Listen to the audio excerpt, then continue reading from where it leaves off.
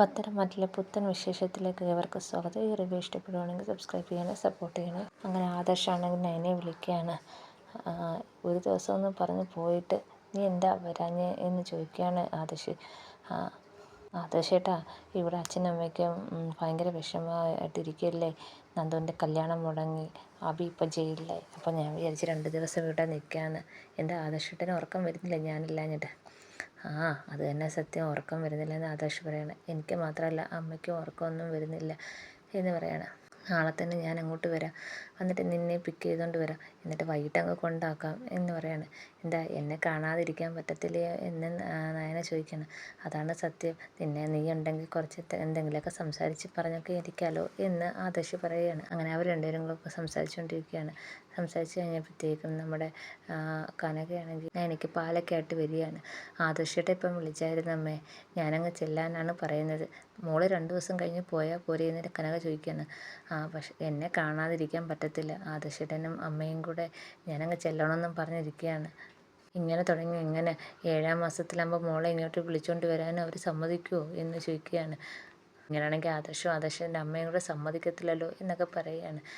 ഞാനിപ്പോൾ എപ്പോഴും വീട്ടിൽ വരണമെന്നാണ് അമ്മ പറയുന്നത്. അമ്മയ്ക്ക് എന്നെ എപ്പോഴും കണ്ടുകൊണ്ടിരിക്കണം, മാത്രമല്ല എനിക്ക് ഇഷ്ടമുള്ളതെല്ലാം വെച്ച് ഉണ്ടാക്കി തരണമെന്ന് അമ്മയുടെ ആഗ്രഹം എന്ന് പറയുകയാണ്. അപ്പോൾ കനക പറയണം, മോള് കുഞ്ഞുനാൾ തൊട്ട് ഇവിടെയല്ലേ വളർന്നത്, അപ്പം മോൾക്ക് അമ്മ ഉണ്ടാക്കിയ സാധനമൊക്കെ അമ്മ ഉണ്ടാക്കി തരുന്ന ആഹാരം ഇഷ്ടമായിരിക്കും, അതുകൊണ്ടാണ് മോൾ ഇവിടെ നിൽക്കട്ടെ എന്ന് ഞാൻ പറഞ്ഞത്. മാത്രമല്ല ചിലത് ഇപ്പം നല്ല ദേഷ്യത്തിലായിരിക്കും, മോൾ അതുകൊണ്ട് തന്നെ ശ്രദ്ധിക്കണം, അതുകൊണ്ട് കുറച്ച് ദിവസം ഇവിടെ നിൽക്കാൻ ഞാൻ പറഞ്ഞതെന്ന് കനക പറയുകയാണ്.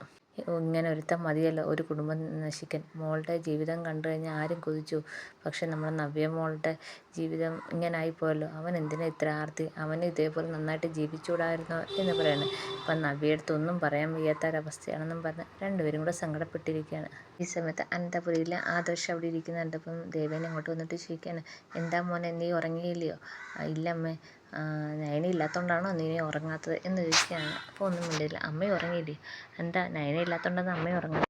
ദേവേനി പറയുന്നത്, അതെ, നീയും അതുകൊണ്ടാണ് ഉറങ്ങാത്തതെന്ന് എനിക്കറിയാം എന്ന് ദേവേനി പറയുകയാണ്.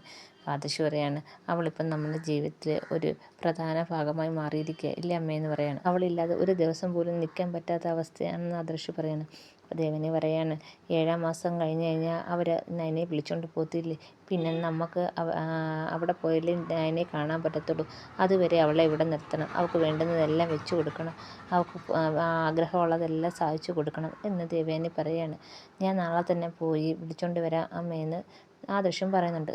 പിറ്റേന്ന് നേരം വെളുത്തപ്പം നമ്മുടെ കനക ചായയായിട്ട് വരികയാണ് എനിക്ക് നയനടുത്തോട്ട്. അപ്പം നയന പറയണം, അമ്മ ഞാൻ ഇന്ന് തന്നെ പോവും, ആദർശേട്ടൻ രാവിലെ തന്നെ വരും എന്ന് പറയുന്നു. മോൾ ഇന്ന് തന്നെ പോവുകയാണോ?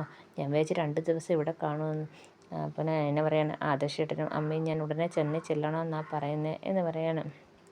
അമ്മ അച്ഛനോട് പറയണം ഞാൻ ഇന്ന് തന്നെ പോകുമെന്നുള്ള കാര്യം അച്ഛനോട് പറയണമെന്ന് പറയണം. അപ്പോൾ കനക പറയാം, ഞാൻ പറയാം മോൾ അവിടെ ജലജയൊക്കെ ഒന്ന് ശ്രദ്ധിച്ചോണം, എല്ലാ കാര്യങ്ങളും ശ്രദ്ധിച്ചോണമെന്ന് പറഞ്ഞ് കനക അങ്ങ് പോവുകയാണ്. അപ്പോൾ പുറത്തേക്ക് ഇറങ്ങിയപ്പം ആദർശ് വന്നിട്ടുണ്ട്. മോൻ വന്നോ എന്ന് ചോദിക്കുകയാണ്. രാവിലെ തന്നെ എത്തിയല്ലോ എന്ന് കനക പറയുകയാണ്. അപ്പം നന്ദു അങ്ങോട്ട് പറയുകയാണ്, ഇന്നലെ എന്താ ആദർശേട്ടാ ഉറക്കം വന്നില്ലയോ? അമ്മയ്ക്ക് ഉറക്കമൊന്നും വന്നില്ല എന്ന് ആദർശ് പറയണം. അമ്മയ്ക്ക് മാത്രമാണോ ആദർശേട്ടനും ഉറക്കം വന്നില്ലയോ എന്ന് നന്ദു ചോദിക്കുകയാണ്.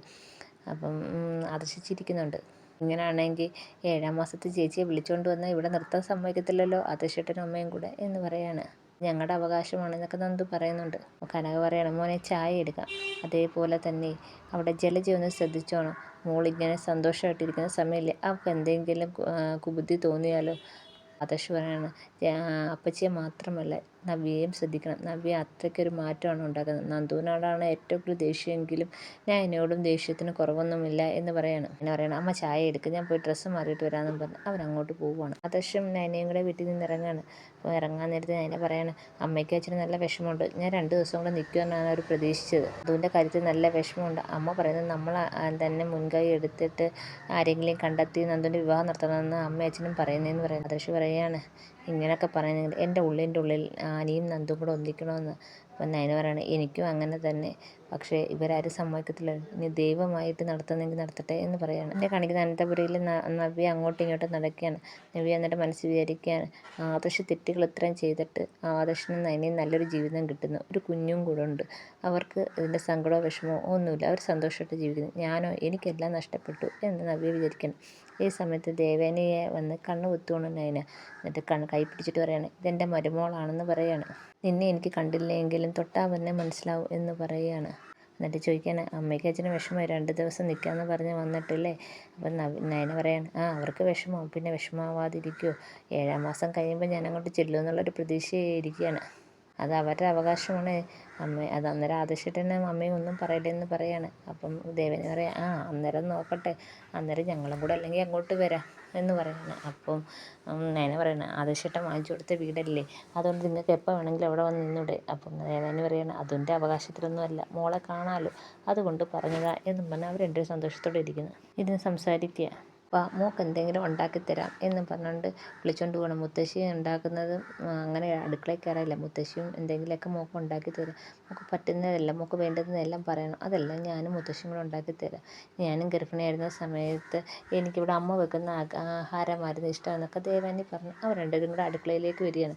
അപ്പോൾ അടുക്കളയിൽ വരുമ്പോൾ ജാനകിയാണെങ്കിൽ അവിടെ എല്ലാം റെഡിയാക്കി വെച്ചിട്ടുണ്ട്. ജാനകി പറയാണ്, ഇനി മുതൽ ഇവിടെ 2 അടുക്കള വേണ്ട, നിനക്ക് വേണ്ടുന്നതെല്ലാം ഞാൻ ഉണ്ടാക്കി വെച്ചിട്ടുണ്ട്, എല്ലാം നിൻ്റെ ഇഷ്ടത്തിന് ഞാൻ ചെയ്ത് വെച്ചിട്ടുണ്ടെന്ന് ജാനകി പറയുന്നത്. എന്നിട്ട് പറയാണ്, ഒരു കാര്യത്തിൽ മാത്രമേ ഉള്ളൂ എനിക്ക് നിന്നോട് പറയാം, നീ നിൻ്റെ അനിയത്തി ഇങ്ങോട്ട് കൊണ്ടുവരും സപ്പോർട്ട് ചെയ്യല്ലേ എന്ന് പറയണം. അപ്പോൾ നയന പറയാണ്, ആർക്കുമില്ല, അവിടെ ആരും സമ്മതിക്കത്തില്ല അതുകൊണ്ട് തന്നെ ഞാൻ ഇതിനെ സപ്പോർട്ട് ചെയ്യുന്നത് എന്ന് പറയണം. അപ്പോൾ ദേവേനെ പറയാണ്, അനാമിക ചെയ്ത തെറ്റ് വെച്ച് പറഞ്ഞെങ്കിൽ നന്ദുവിനെയാണ് ഇവിടെ കൊണ്ടുവരേണ്ടത് എന്ന് പറയണം. അപ്പം ജാനകി പറയാം, അതെന്തൊരു സംസാരം ഏട്ടത്തി, ഒരു വീട്ടിൽ നിന്ന് 2 പേര് തന്നെ ഇവിടെ തന്നെ ഉണ്ട്, ഇനി ഒരാളെയും കൂടെ കൊണ്ടുവരുന്നത് എന്തിനാണ്? ഒരു വീട്ടിൽ നിന്ന് 3 പേര്, അതിൻ്റെ ആവശ്യമില്ല, അത് ഞാൻ സമ്മതിക്കത്തില്ല എന്ന് പറയാണ് ജാനകി. അപ്പോഴും അതിന് മാത്രം എനിക്കൊരു താല്പര്യം ഇല്ലെന്ന് പറയുകയാണ്. ഇതൊക്കെയാണ് ഇന്നത്തെ വിശേഷം. എല്ലാവർക്കും ഇഷ്ടപ്പെട്ടെങ്കിൽ സബ്സ്ക്രൈബ് ചെയ്യണേ, സപ്പോർട്ട് ചെയ്യണം.